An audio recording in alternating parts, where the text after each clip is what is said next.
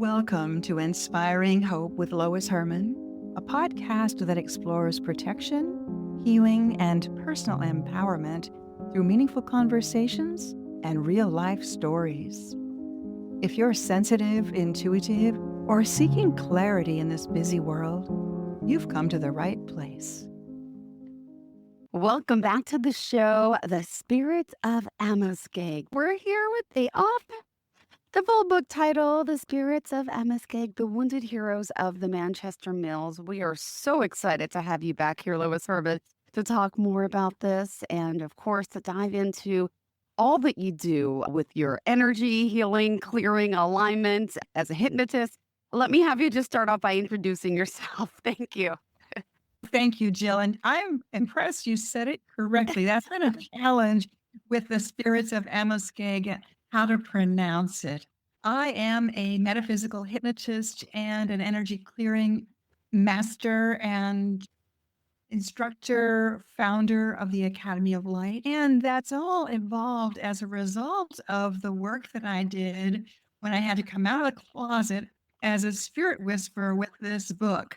Before the book, I didn't tell anybody about this weird spirit stuff that I do. And when that book came out, I had to come out publicly thinking that people were going to start throwing eggs at me or something. And the opposite happened. More people opened up and said, I have a spirit story to share. And so it's very common for people to have stories of spirits. Wow, I'm so excited. And by the way, when did the book come out? You're going to show it to us, right? Oh, yes, The Spirits of Amoskeag. And I sent you a picture, and it's actually there's a whole page. We merged the website, so there's a whole page or several pages on the loishermann.com website that's dedicated and devoted to the Spirits of Amoskeag. The book came out in 2015, so it's been out for 10 years now, but it started in 2003. It's an interesting evolutionary tale of rescuing spirits, because that's what we do. We rescue spirits. And explain that to us for those who may be new to the work that you do. Explain exactly what spirit rescue is and how your approach really is different. A lot of people go to these ghost hunting scenes where, oh, there's a ghost here, and they go and they poke fun at the ghost. We rescue the ghost. We talk to the spirits. We ask, what happened to you? What do you want us to know? And then we help to lift them into the light. I consider myself kind of like FedEx. It's the archangels and the divine that help them. I'm just the shipping department. I just ask the questions and invoke the beautiful guides to help guide the spirits to the right place in the light, because they oftentimes are just lost and they need to find a place to go. So our amazing archangels that we work with are the ones that help the spirits go to the place for life review, for healing, and then the not so kind ones have to be held accountable. So they are taken to a different place. That's above my pay grade. Wonderful. Well, let's introduce the mystery. Let's hear all about it. How did you become involved, with the site connected to the Spirits of Amoskeag? And explain a little of that to us. Well, many years ago, I was the facilitator for A Course in Miracles. It's a very intense book. And I was a facilitator, and there was a woman who would come regularly to my group. And she reached out to me on Christmas Eve and said, I need your help to investigate what's going on where I'm working now. She worked in an assisted living facility outside of Manchester, New Hampshire. And at this assisted living facility, they maybe had 40 employees. And in a 2-year period, they had attended 10 funerals of the employees' family members. And consider the odds of that. That's really statistically insane. So she said at our most recent funeral, people were standing around going, what is going on here? Yeah. Why are so many of our family members dying, but none of the elderly are dying? So something was really weird. Plus, there were a lot of strange accidents and different things happening. So she asked me to come and investigate what was going on from a spiritual perspective. So that's how I got involved. Wow, I love hearing this. And at what point did Mhm. you really realize this was like something really much larger, right? And tell us how this all happened and what started happening with your sessions. Well, the way that I work is I'm a hypnotist. I am the logician. I ask the questions, kind of like you're doing, Jill. You're asking the questions. So I Mhm. ask questions. I do have my own psychic gifts, but I'm not the one that's actually going to tap in and see. Well, this woman who basically hired me, the employees took up a collection. They Yeah. hired me to investigate. Well, the woman ended up going into trance. There's a little bit more to it, but the short story is she went into trance. And while she was in this altered state, this trance state, Yeah. the spirit started coming through her and showing us different stories. And ultimately, this one Wow. more mature spirit came through who was, I want to say he was an elder, but he was probably in his 30s. And he offered, he said, I will take the rest of them into the light if you promise to tell our story. So there were probably 300 spirits right outside this assisted living Mhm. facility that ended up this spirit named David helped to lift into the light. And I promised because I wanted to help. And so we helped lift all of these spirits into the light. And then I started investigating to be able to Ooh. tell the story. I didn't know a whole lot about Amoskeag Mills or any of that. Started really doing a lot of digging. And in the middle of starting this investigation, the woman who hired me left, took another job, and everything kind of went fallow. Ooh. Life gets in the way as much as we think we're going to help do something, and then everything stopped for about 10 years. Mhm. And then I suddenly meet this gentleman are you familiar with BNI, Business Networking No, International? why An not? organization where you network with other people. Well, this gentleman Okay. came up to me, executive, business exec, right? And he says, I need your help to get a job. I'm out of work. And he says, and do you deal with baggage? And I kind of knew what he was talking about. So I take him on as a client. Mhm. He gets a job. He's doing great. And what he said is, I can't afford your full rate, but I'm told I'm supposed to help you write a book. I have all kinds of books I'd like to write, Jill. So many stories. And so I take him on. Stop. He God. gets his job as vice president of sales. I fell and broke my wrist. And in No. my meditation, my healing meditation, I hear this little voice say, what about our story? You promised. And I said, oh my gosh, I sure did. So Yeah. I went back to Peter, who was this gentleman, and I said, let's see what the story is that we're supposed to write. I didn't tell him about this. He knew nothing about my promise. And he was a gifted trance medium, if you will. He Oh goes into gosh. trance and bang, he's in the middle of the mills. It's in the 1800s. And he recounts the sound of these water powered machines and the inability to breathe from all of the dust and lint in the air and just all the stuff that's going Wow. on. Anyway, we get so much information through a series of several sessions. And it was really, really, really powerful and very meaningful. And some of the stories were painfully sad, very, very sad. Mm. But this was one of the most That's profound experiences, and it showed me just how important it is to protect our energy and to follow through on our promises, right? wow. Thank you for sharing that. I can't believe it. What is things are all so connected, right? It's what And it's they all about. We all are. This is always and has been much larger than we are. sure is. And Yeah. initially, we were going to Mhm. call it the wounded children of the Oh, man's mills. But then what started happening when Peter would go into trance, what their story is now, this is their story, is back in the 1800s. There were a lot of orphans. You've heard of the orphan trains, and there were a lot of orphans. I ended up doing research. There were 8 orphanages in the city of Manchester filled to capacity. And they would use the orphans, these small children, in these mills. And they were the ones that would crawl into the machines. Now, think about it. These are hydro-powered machines, no on-off switches, huge, big machines. Tiny children would crawl in to mend them, to work on them, and they would get caught in the machines and get mangled. Oh, And so what would happen is if a child was mangled on the machines, they were taken into the basement and killed, put into barrels, taken out in the middle of the night and dumped. And that's what had happened to those 300 children that we found initially. Then we went on to find even more of these children who had been mangled and were disposed of.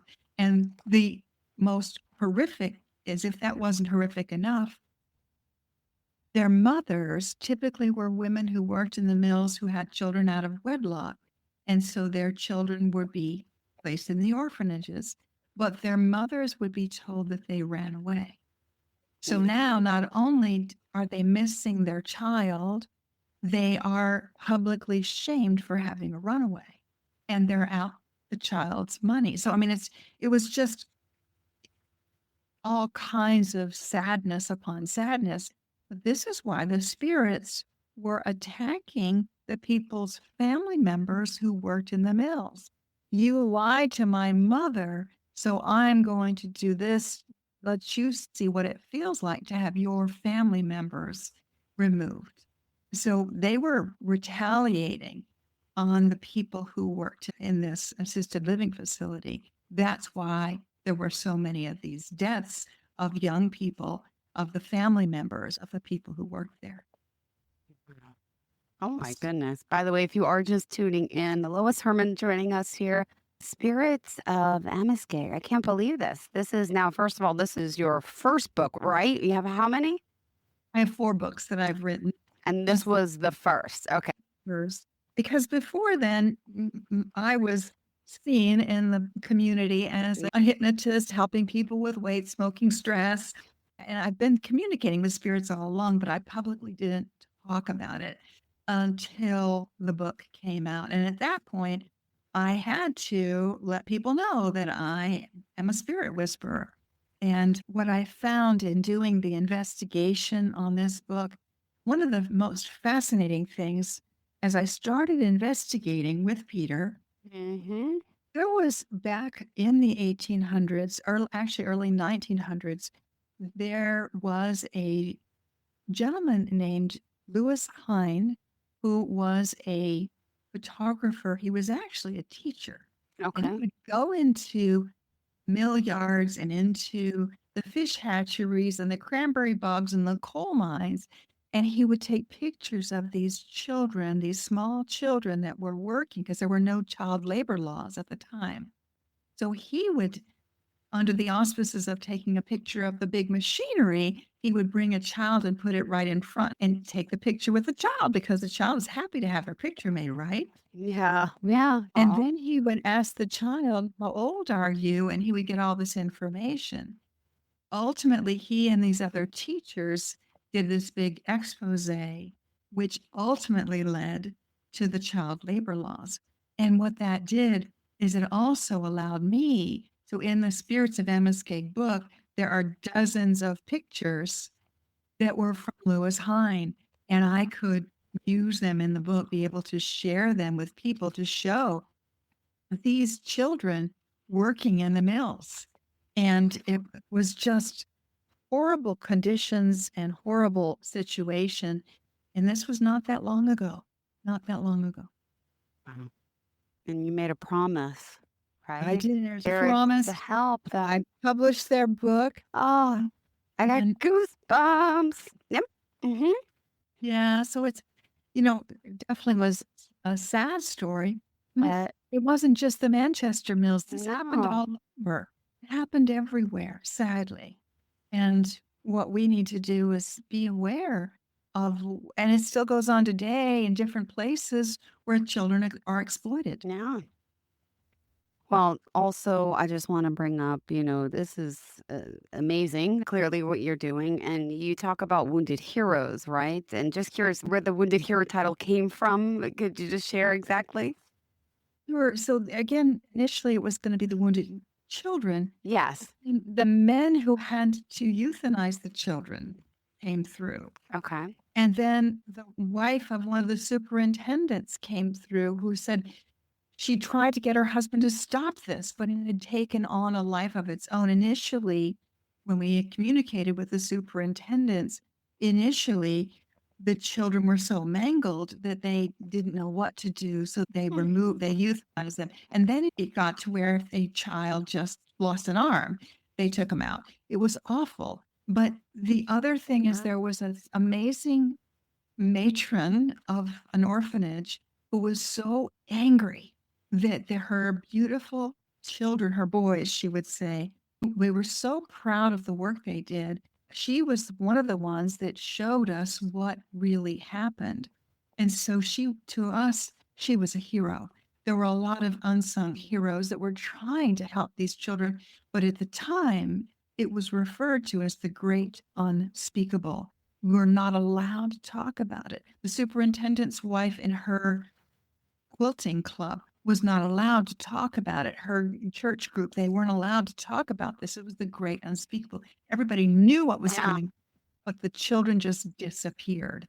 And what we did is we discovered 6 different sites where the children were buried. And we started trying to prove that, here I am, a spirit whisperer. So I was trying to prove what happened. And at one point, Archangel Michael finally came through and said, that is not your job to prove. Your job is done. You told the story. You shared their story. And that's the most important, is to share the story. But someday somebody's going to come up with Maria's box. Marie had kept a box with all of the names and the dates of the children. And somewhere her box is going to be found at some point that's going to point to what really happened, because there were a lot of influential people who were involved in this. Sadly. Got it. Oh my goodness. All right. Well, thank you for sharing. What else do you want to make sure we cover for today? I know there's still more to talk about. Oh yeah, there's plenty more to talk about. But these children, remembering what has happened so that we can honor the heroes, everyday heroes in our world. But I have a beautiful story I'd like to share that I call The Cupcake and the Candle. I ended up doing in the current version of the book, I included a story about me doing a presentation a year after the book was published. And I like to do PowerPoint presentations because I come from that corporate background, right? So I'm doing a PowerPoint presentation to these very psychic people. And this woman comes up to me at the end and says, "Is it your birthday?" I said, "No." She said, "The whole time you were talking, there was a young man, spirit of a young man standing next to you with a cupcake and a single lit candle wanting to give it to you." And she said, "Not right now. She's talking. Don't interrupt her." So afterwards, it dawned on me, oh my goodness, this is 1 year ago today. It was Memorial Day weekend. 1 year ago today was the day their book was published. And they were Wow. coming through to thank me for telling their story, for somebody finally telling the truth, telling what truly happened to these children. Mm. So it's a story that continues to unfold, and one that deserves to be shared in a much larger way at some point. To me, it was it was a promise. I had to fulfill a promise to them. Amazing. And the meaning and the legacy all behind this, right? What do you really feel these spirits want people to understand, and how can we honor their story and continue to honor them in a sense? We can continue to honor their legacy by acknowledging they were proud to do the work that they did. Many times on farms, children did a lot of work. People have dismissed children, but children have done a lot of work. And when you look in the book, there are pictures of the whole staff of some of these manufacturing mills. And it's not just here in New Hampshire, it was down in Carolinas and all over the place. But of 50 people, there may have been 25 of them that were children. Yeah. Typically, it was the supervisors that were Yeah. the older men. It was mostly women and children because they were easier to control and they were also less expensive. So, what we have to do is acknowledge what we've been through in our history so that we don't repeat it and Yeah. acknowledge and honor that we have to take care of our children. We have to cherish our children. Oh my goodness. So beautifully sad. But yes. Okay. Great. And is there any other stories you want to share as well? Well, the cupcake and the candle story is one of my favorites to share as a positive that they come Mhm. through often. One of the sad pieces is that when I had this book initially made, I ended up then going to a publisher who had me publish 1,000 books. 750 of them burned in a warehouse fire. Wow. And that was really, really sad. But they came to me and they said, "You have a bigger mission now. Thank you for telling our story. You have a more important story to tell." And that's the story of the Chronicles of Hope. Because I was already in the process at that point in 2016 when these books burned. I was in the process of capturing the information for the Chronicles of Hope, and we'll talk about that another time. But the Spirits of Amoskeag, it's on the Amazon. You can get it there. And the honoring the teachers that really wanted to share what happened to the children. Why were they not in school? Why were they not going to school? Which is why they developed this plan to take the pictures of the children.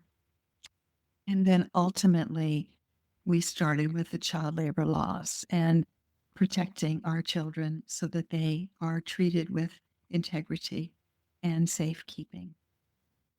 Wonderful. All right. Did you want to touch upon something else? Well, the story of the Spirits of Amoskeag really helps to drive me coming out and publicly talking about the spirits that are all around us and how we can help the spirits, how we can communicate, just like with your mother, talking with her and acknowledging her and helping those that are lost.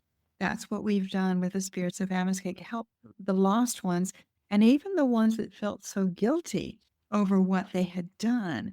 We ended up helping them to go to a place of healing in the light.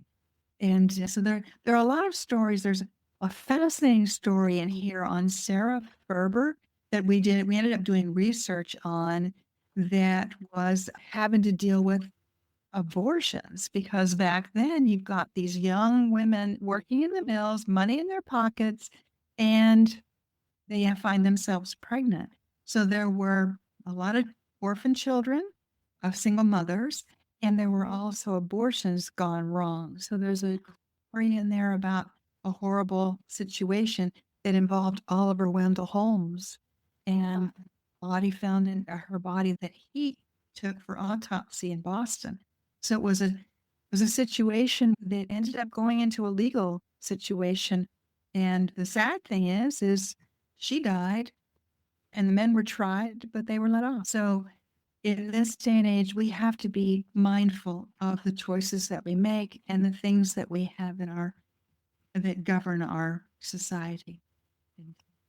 Well, thank you for that. And also, Lois, the other work you do, if people are interested, obviously, could you just share a little bit of the virtual work that you can also help with at Academy of Light and what you do? Yes, the energy clearing and alignment, the work that we do, helping you to clear the spirits that are around you that might be affecting your energy in different ways. And once we clear the spirits, then we can use our empowerment coaching, which involves hypnosis, NLP, and spiritual coaching to be able to help you connect with your divine guides, just like we help these spirits to connect and to travel into the light.